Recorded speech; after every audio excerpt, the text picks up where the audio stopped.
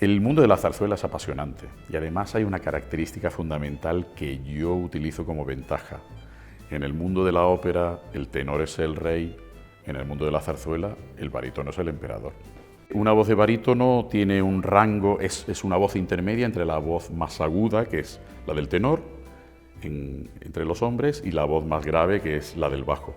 Entonces mi voz sería una voz intermedia con un rango que va posiblemente desde el fa grave hasta 2 octavas más arriba, el la bemol, el la natural, si bemol en algunas ocasiones, y ese es el rango fundamental.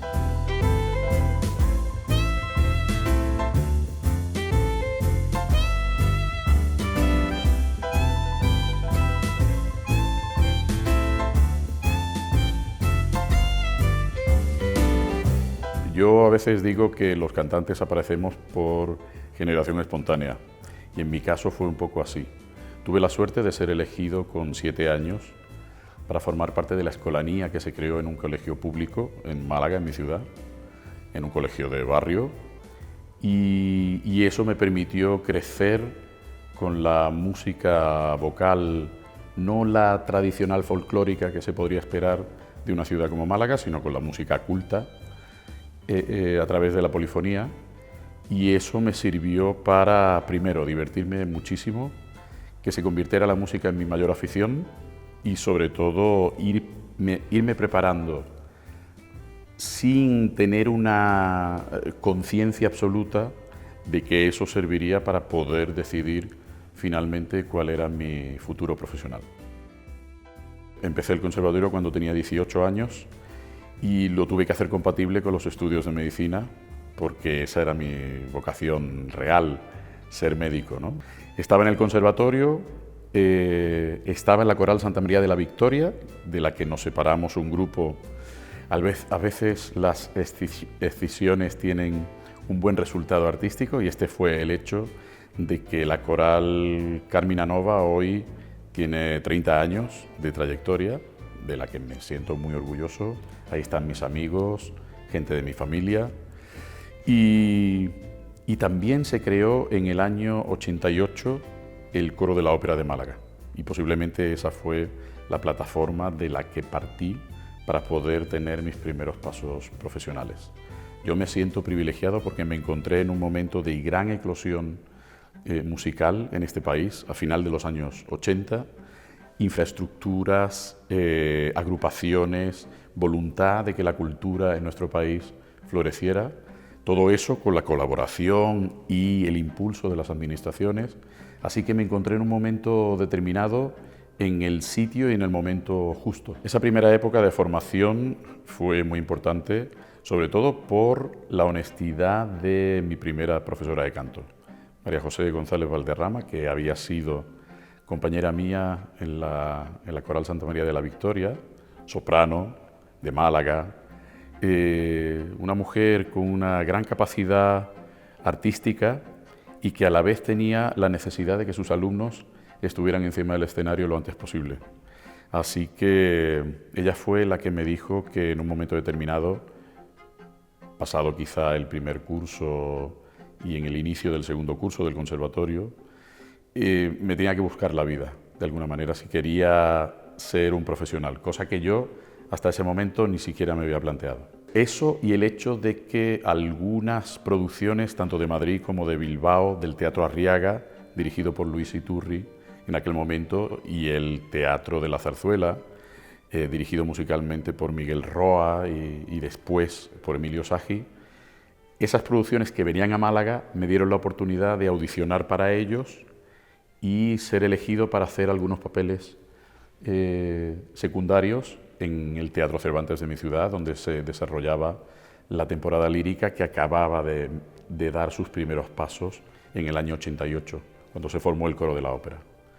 Bueno, esta gente ha sido muy importante en mis primeros pasos, así que, bueno, se podría decir que de ahí a saltar al Teatro de la Zarzuela pasó prácticamente un año y en octubre del año 1990 estaba debutando aquí en el Teatro de la Zarzuela con la del Manojo de Rosas de Sorozábal y abordando mi primer papel protagonista. Era la oportunidad de un chico de Málaga de venir a debutar al Teatro de la Zarzuela. Cuando uno es joven es inconsciente y en todo caso uno tiene buena voluntad, fundamentalmente, tiene gran capacidad, tiene gran ánimo, pero hay que contrastarse profesionalmente. Y ese fue el momento en el que posiblemente apareció el marchamo que le debo a Manuel del Campo y del Campo, músico malagueño, crítico musical de allí de la ciudad, y al que yo le doy la autoría de Joven Barítono Malagueño. Y a partir de ahí ese fue el empuje inicial y se convirtió en la plataforma definitiva para poder afianzar mi percepción de que sí podía ganarme la vida con este trabajo.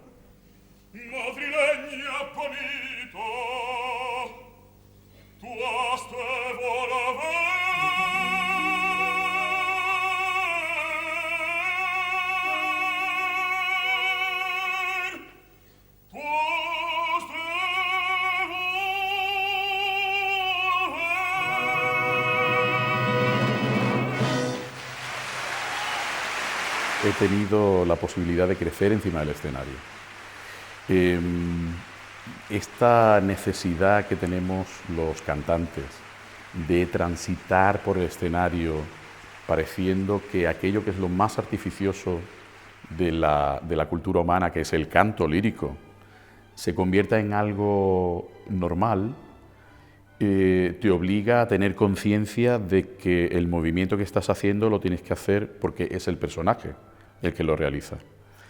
Entonces, esa capacidad de análisis, que sí es una parte personal, se ha visto complementada, afortunadamente, por la posibilidad de trabajar con grandes directores de escena.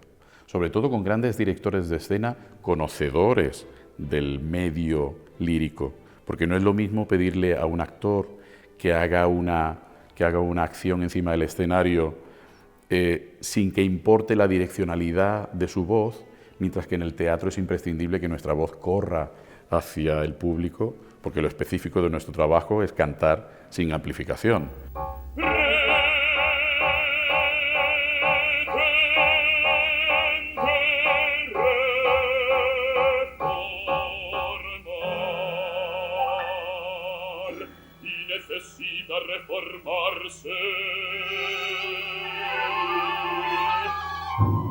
Onegin fue uno de los primeros desafíos importantes de mi carrera. Ya había tenido la oportunidad de poder trabajar en Covent Garden, había ido a hacer audición a la Scala de Milán, ya trabajaba en la mayor parte de los teatros españoles, pero cuando me propusieron hacer Onegin aquí en el Teatro de la Zarzuela, tuve la suerte de poder interpretar a ese protagonista de la ópera de Tchaikovsky con todas sus consecuencias y con toda su responsabilidad. Yo no hablo ruso, no sé leer cirílico, me costó la memorización del texto casi 6 meses, en los que yo iba como loco con mis chuletas, utilizando la transcripción fonética. La música de Tchaikovsky fue para mí una delicia el poderla incorporar y lo hice inmediatamente. En 2 semanas me sabía la ópera así. El texto no fue tan fácil, pero sí me encontré con la colaboración de Arturo Tamayo, que fue el director musical de aquella ópera. Estamos hablando del año 94 y con un reparto excepcional. Y también con la colaboración inestimable de gente que venía a darme ánimos y a decir, esto va a salir adelante y va a salir muy bien. Tengo una pequeña anécdota. A la primera de las funciones asistió una persona que tenía que ver directamente con la embajada rusa en Madrid, y entonces dijo, El acento moscovita de Carlos es muy apreciable, así que bueno, me siento muy contento de haber podido hacer ese reto, que fue posiblemente la cosa más difícil que he tenido que hacer en mi carrera.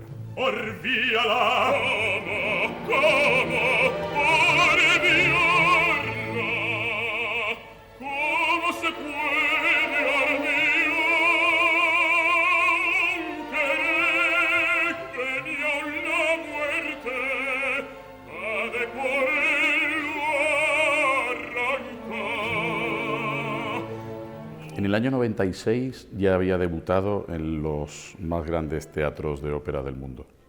Afortunadamente, con 30 años, es cierto que yo no podía mirar hacia atrás con ninguna perspectiva del trabajo realizado, pero ya sabía que de alguna manera se estaba formando un pozo para la posible evolución posterior, ¿no? Yo creo que gente que tiene esa gran capacidad de convicción, que es el trabajo de un director de orquesta, sin duda te ofrece mucho de lo que aprender. Y encontrarme con Riccardo Muti, encontrarme con Georg Scholti, por ejemplo, en el año 94 en Covent Garden haciendo Traviata, y que viniera a mi hombro a decirme, mira Carlitos, tenemos que hacer esto. Bueno, eso era un privilegio. Había estado trabajando antes con Sir Colin Davis y la Sinfónica de Londres, haciendo ópera en versión de concierto en el Barbican Center. Mehta y Chailly también estaban ahí, con los que he tenido la oportunidad de grabar cosas. Lorin Maazel fue el director que me permitió debutar en el Festival de Salzburgo, en una, creo que memorable producción de Don Carlo, de Wernicke. Bueno, la verdad es que soy un privilegiado, porque todos ellos tienen la denominación de maestro, porque posiblemente no es que a la gente se le olvide el nombre de quien está delante y lo llame maestro porque no se acuerda, no. Son gente que tiene la gran capacidad de enseñar cosas y de hacernos ver con alguna indicación que esa interpretación puede ser hecha de otra manera. Y esa es su gran capacidad de comunicación, a la vez que son los últimos responsables de cuál es el resultado de toda una producción de ópera, ¿no?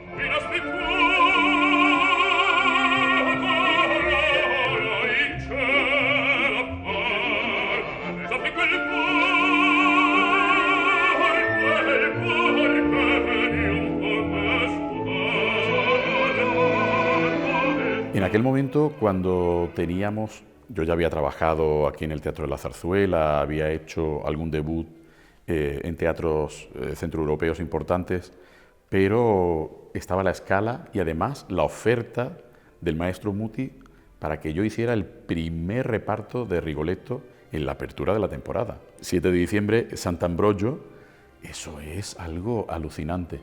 Entonces, en aquel momento yo estaba haciendo un repertorio un poco más lírico, no había tenido todavía la oportunidad de afrontar un repertorio más dramático, porque, primero, tenía 26 años cuando el maestro me hizo esa propuesta. Yo me fui a Milán a trabajar con los maestros repetidores de la Scala, fui a casa del maestro Muti a trabajar con él para saber si yo tenía la capacidad de poder hacer ese Rigoletto. Y él estaba absolutamente convencido de que sí, de que yo tenía la vocalidad suficiente. Pero yo estaba haciendo un repertorio más ligero y entonces, en aquel momento, justo cuando ya teníamos que dar la respuesta definitiva, estaba trabajando en Londres con Sir Colin Davis, haciendo Los Troyanos de Berlioz, un papel muy lírico, y yo pensaba, si dentro de 6 meses tengo que estar en la Scala haciendo Rigoletto y ahora estoy cantando esto, hay algo que no funciona. Y entonces, con todas las consecuencias, le escribí una carta al maestro Muti, que yo creo que él conserva todavía, en la que le explicaba por qué no podía acceder a hacer ese papel. Afortunadamente era un hombre joven, no había sufrido en mi vida, no tenía la experiencia de la paternidad, cosa muy importante para abordar ese papel, y sobre todo los papeles verdianos que tienen que ver mucho con las relaciones paterno-filiales, sobre todo padre e hija. Y aunque él estuviera convencido, yo no las tenía todas conmigo a la hora de aceptar esa madurez vocal que es necesaria para ese papel. Así que le envié la carta. Por supuesto, cuando recibieron aquella carta, pues fue un alboroto porque alguien le había dicho que no al maestro Muti y a debutar en La Scala con la apertura de la temporada. Pero eso me sirvió, yo pensaba, mientras firmaba aquella carta, pensaba, bueno, pues aquí se termina mi carrera, ya se cerrarán todas las puertas, ya no habrá nadie que confíe en mí, y fue justo lo contrario.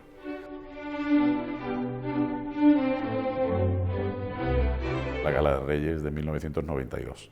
Y ese fue el inicio con Plácido. Y a partir de ahí se ha producido una relación de complicidad, de admiración por mi parte, por su trabajo. Plácido es un referente para nosotros. Plácido es posiblemente el cantante más importante del mundo de la ópera porque ha tenido la capacidad de tener una gran trayectoria, una gran capacidad de adaptación, la necesidad de expresarse a través del mundo de la lírica y siempre con la ilusión y con la actitud del debutante.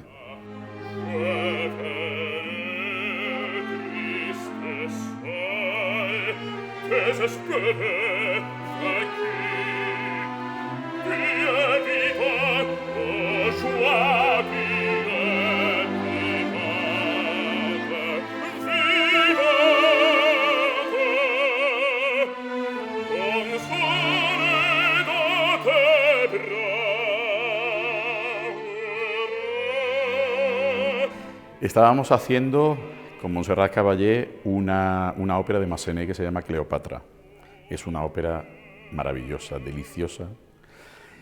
Era una de esas adaptaciones que hizo en los últimos años Montserrat a su vocalidad, porque Cleopatra es una ópera para mezzo. Y en aquel tiempo estábamos ella, Montserrat Martí, su hija, y yo, haciendo el típico triángulo amoroso entre Cleopatra, Marco Antonio, que era mi papel, y la mujer de Marco Antonio, que era Montserrat Martí. Y todo eso bajo la supervisión, por supuesto, tanto de mi mujer como de Bernabé Martí, padre y esposo del clan, ¿no? Y eso, aquel tiempo fue fantástico, nos hemos reído mucho encima del escenario. Yo he servido de bastón de Montserrat para que pudiera deambular por el escenario, y recuerdo también una magnífica anécdota en el Festival de Peralada. En Peralada sucede que si llueve tenemos casi la obligación de cortar el espectáculo, pero la posibilidad de que cese la lluvia y poder retomar el espectáculo casi siempre existe. Así que estuvimos como 45 minutos, una hora, esperando, y me dice Montserrat en un momento: Carlos, dame el brazo, vamos a pasearnos por el escenario para que vea el público que estamos aquí, que no nos hemos ido a casa, que se esperen un poquito y cuando escampe, entonces cantamos.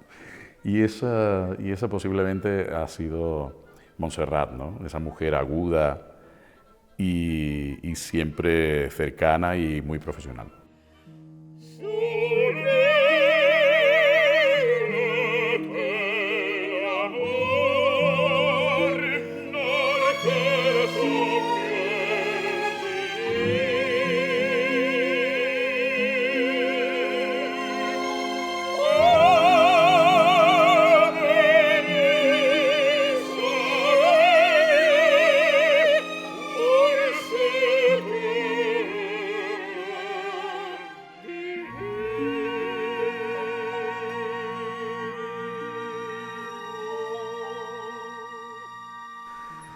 Yo estaba trabajando en Florencia y por la mañana recibí la llamada de un periodista que me decía: bueno, ¿sabes que te han nombrado Premio Nacional de Música?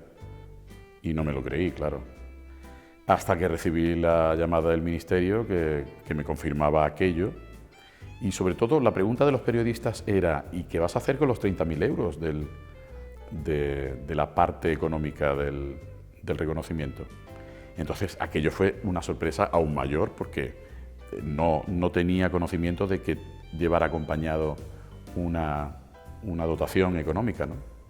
Y siempre he pensado que aquello de alguna manera había que devolverlo a la sociedad.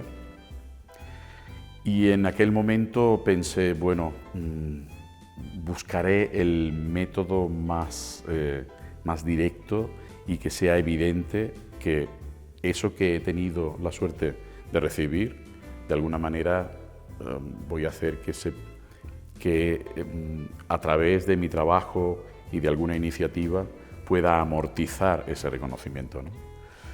Y un año más tarde se estaba creando el germen de una fundación en Málaga, que finalmente no tuvo éxito desgraciadamente, por la tergiversación que se hizo a nivel político de una plataforma que lo único que quería hacer era echar una mano para el fomento de la lírica en mi ciudad. Es verdad que ser medalla de oro de las Bellas Artes, Premio Nacional de Música, sin duda es un gran orgullo para un artista español. Hace poco he sido nombrado doctor honoris causa por la Universidad de Málaga. Eso no hace más que aumentar mi responsabilidad social, no la responsabilidad profesional, porque ya me pongo yo la suficiente presión como para que mi trabajo sea el mejor que pueda ofrecer en cada momento. Pero cuando hay un instituto de enseñanza secundaria que lleva tu nombre, cuando hay una banda que quiere utilizar tu nombre para sentirse representada socialmente, todo eso conlleva un análisis de quién soy y qué es lo que puedo ofrecer a la sociedad en la que vivo y de la que no me despego, ¿no? Después, en lo profesional, yo me siento muy orgulloso de que pueda la gente reconocerme como un barítono verdiano, aunque tenga la flexibilidad suficiente como para abarcar repertorio mozartiano hasta el dramatismo verista de Tosca y Andrea Chenier y todo este repertorio que me apasiona y con el que siento el privilegio de poder abordar personajes que son realmente muy importantes en el mundo de la ópera.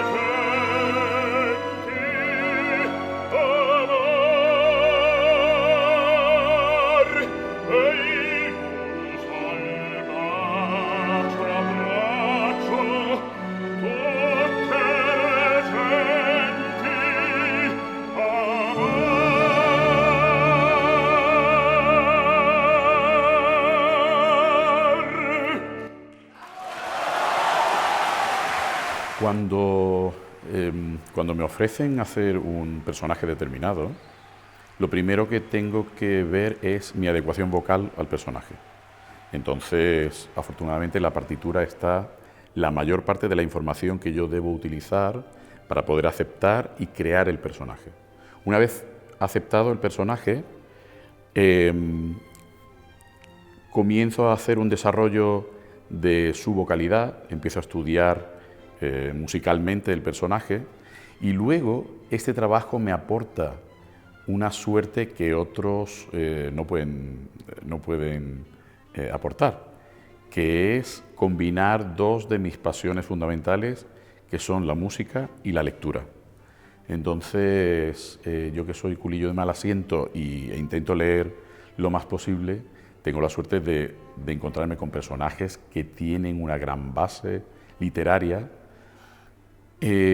cuyo desarrollo literario me permite a mí tener una mayor información, no solo de lo que le sucede a mi personaje, sino de dónde está ubicado, cuáles son sus circunstancias.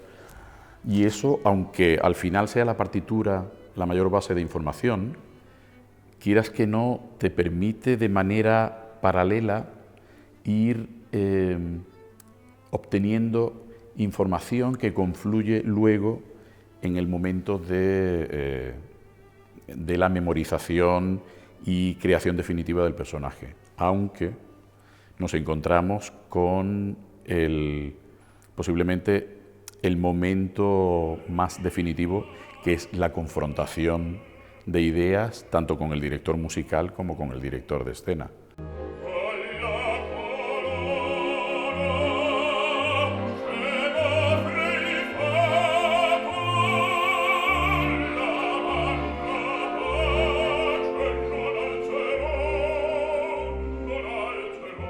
Por mi vocalidad se ha hecho una identificación constante desde casi el principio de la historia de la ópera, de las voces graves con la autoridad, la maldad, la responsabilidad paternal, y eso, claro, eso implica tener que hacer introspección constante, ¿no? Y ver de qué manera yo soy capaz de encontrar dentro de mí aquellos elementos que reflejen la actitud del personaje y no la que yo haría como Carlos Álvarez. En diciembre de 2015 estaba haciendo Giovanna d'Arco en la apertura de la temporada de La Scala. Tuve que llamar a mi hija Alejandra, que en aquel tiempo tenía más o menos la edad de la protagonista, 15, 16 años, y decirle: te quiero por encima de cualquier cosa, y sería incapaz de hacer lo que hace este padre con su hija en esta ópera. Hasta ese punto nosotros tenemos que abordar una realidad escénica que supera a veces nuestro propio convencimiento, nuestra actitud ética, pero que como actor, que es en definitiva lo que hacemos cuando nos subimos al escenario, tenemos que estar dispuestos a aceptar, ¿no? Y después los malos. Hacer de malo encima del escenario es maravilloso. Don Giovanni, Scarpia, Macbeth. Esta gente que de alguna manera tienen que hacer que los personajes de alrededor sufran sus consecuencias sin que apenas lo noten, ¿no? Bueno, ese desdoblamiento que me cuesta mucho cuando además la mayor parte de los colegas que tengo alrededor son mis amigos y me fastidia tenerles que amargar la vida, pero bueno, es este trabajo que nos lleva a esa situación. Pero sí que he encontrado, al menos en 2 ocasiones, la oportunidad de utilizar mi voz para hacer que la sonrisa aparezca encima entre el público, ¿no? Una que llevo haciendo durante mucho tiempo, que es Don Giovanni. Don Giovanni es un malo simpático, ¿no? Al menos ese es el análisis que mucha gente ve, aunque el análisis real es que es un desalmado que utiliza toda su circunstancia social incluso para hacer que su egoísmo lo lleve a la búsqueda de nada, porque al final no hay nada, aunque él no lo sabe, y sigue buscando, pero casi siempre con una sonrisa y la complicidad con el público.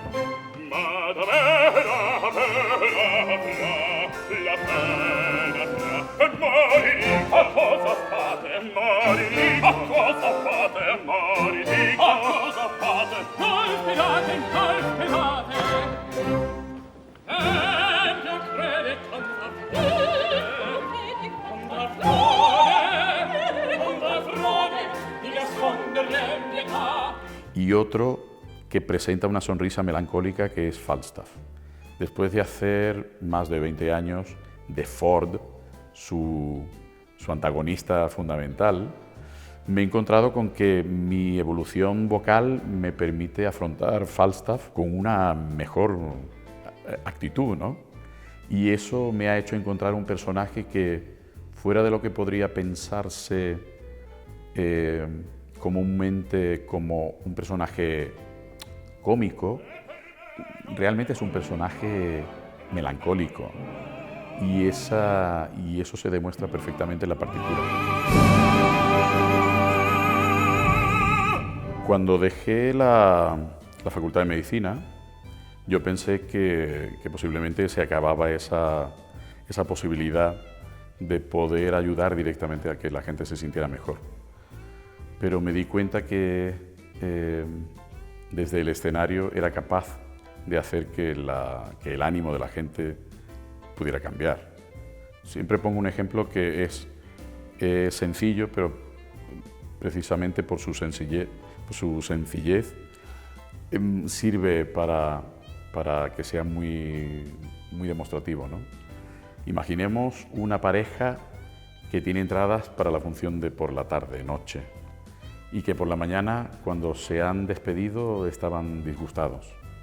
Se vuelven a encontrar porque tienen el compromiso de venir a la función, y después de la función se vuelven a casa con otro estado de ánimo totalmente distinto. Bueno, ahí está nuestra capacidad de poder influir en el estado de ánimo de la gente.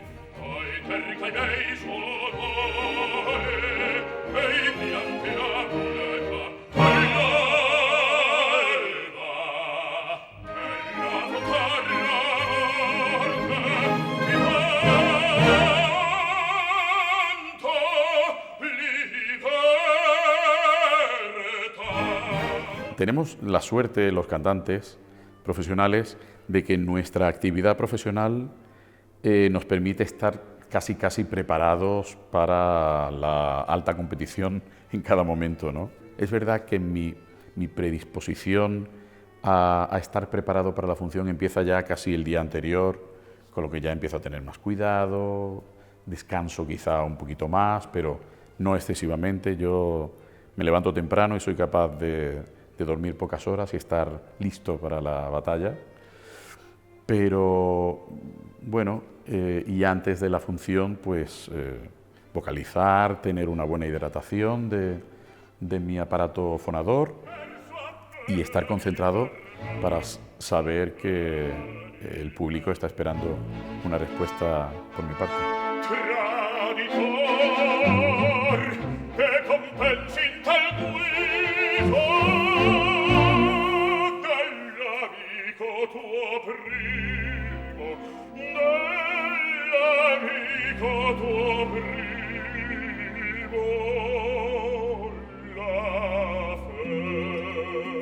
En septiembre de 2008, y después de una temporada muy intensa de trabajo, acababa de venir del Festival de Salzburgo, haciendo Otello con el maestro Muti, había hecho La Forza del Destino con el maestro Meta en Viena.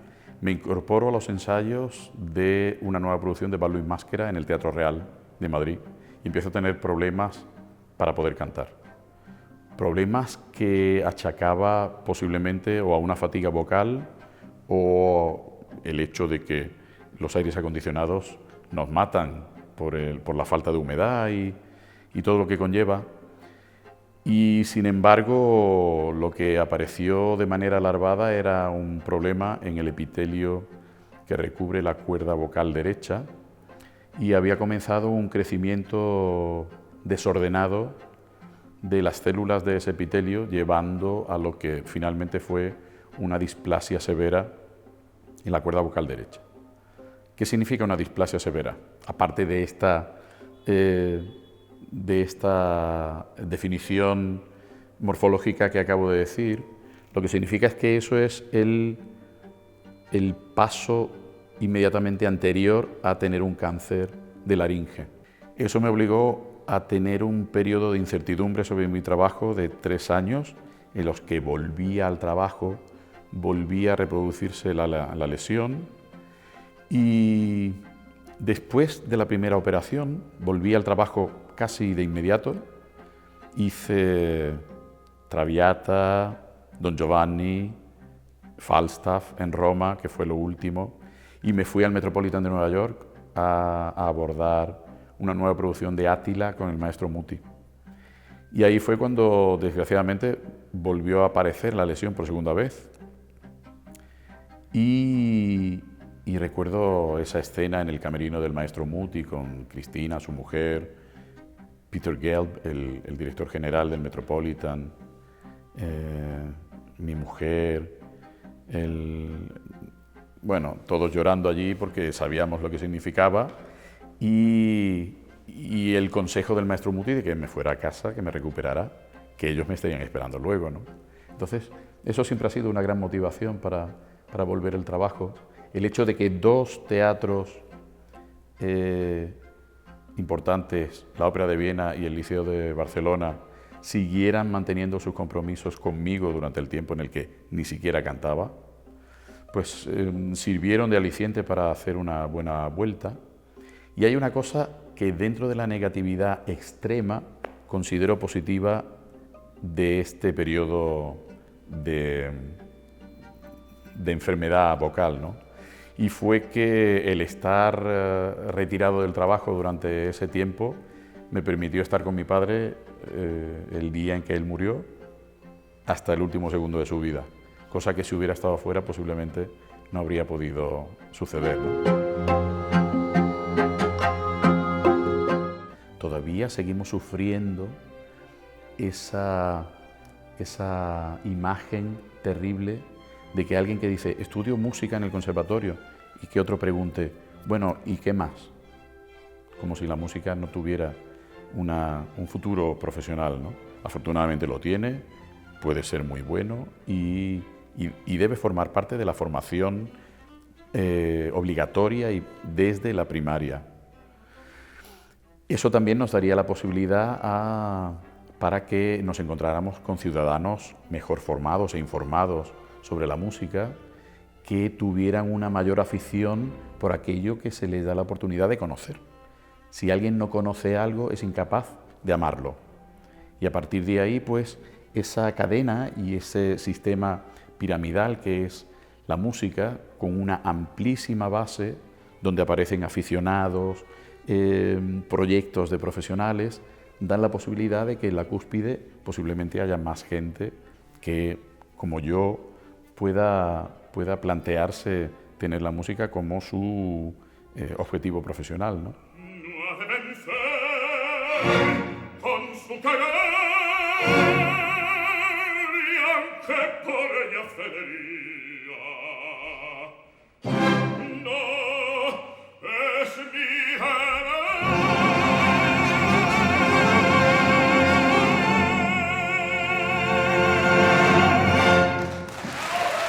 Nos planteamos el hecho de que un museo no tuviera dotación económica por parte de la Administración. Ni siquiera nos hacemos esa pregunta. Y sin embargo, todo lo que tiene que ver con las artes escénicas en general siempre conlleva esa pregunta de por qué se tiene que financiar. Pues porque forma parte de nuestra cultura, porque es parte del patrimonio que tenemos, fundamentalmente el patrimonio europeo. El mundo de la ópera es una creación, posiblemente la creación más perfecta que exista en el desarrollo de la cultura occidental, y eso tiene que estar avalado por las administraciones y por nuestra sociedad. Entonces, yo creo que instituciones como el Teatro de la Zarzuela, que es un teatro lírico nacional, público, tiene la obligación de hacer ese trabajo, y nosotros, como intérpretes, la obligación de apoyar para que eso sea así.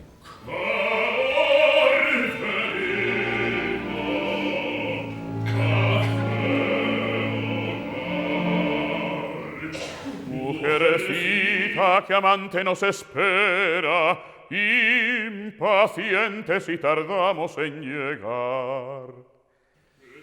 La zarzuela pensó que iba a tardar en llegar, pero aquí estoy, así que hasta siempre.